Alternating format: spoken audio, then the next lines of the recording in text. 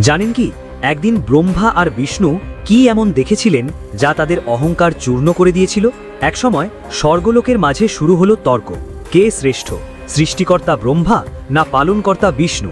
সেই বিতর্ক ধীরে ধীরে রূপ নিল অহংকারে। দেবলোক কেঁপে উঠল তাদের উত্তপ্ত কথায়। হঠাৎ ঠিক তখনই আকাশ বিদীর্ণ করে জেগে উঠল এক অসীম জ্যোতির্স্তম্ভ। আলো ছুঁয়ে গেল আকাশ, ভেদ করল পাতাল, কিন্তু কোথাও তার শেষ নেই। বিষ্ণু নিলেন বরাহরূপ, গভীর অন্ধকার পাতালে খুঁজতে লাগলেন সেই আলোর শেষ। ব্রহ্মা ধারণ করলেন হংসরূপ, উড়ে চললেন অনন্ত আকাশের সীমানা ছুতে। কিন্তু যত দূরেই যান, আলো শেষ হয় না। অনন্তের সামনে থেমে গেল গর্ব, স্বর্গ নিস্তব্ধ। দুজনেই বুঝলেন এই শক্তি তাদের ঊর্ধ্বে। তখনই জ্যোতির্স্তম্ভ থেকে আবির্ভূত হলেন মহাদেব, শান্ত অথচ সর্বশক্তিমান। শিব বললেন, তোমরা আমারই সৃষ্টি, যার শুরু নেই, যার শেষ নেই, সেই মহাকাল। সেই অনন্ত জ্যোতিরূপী আজ লিঙ্গরূপে পূজিত।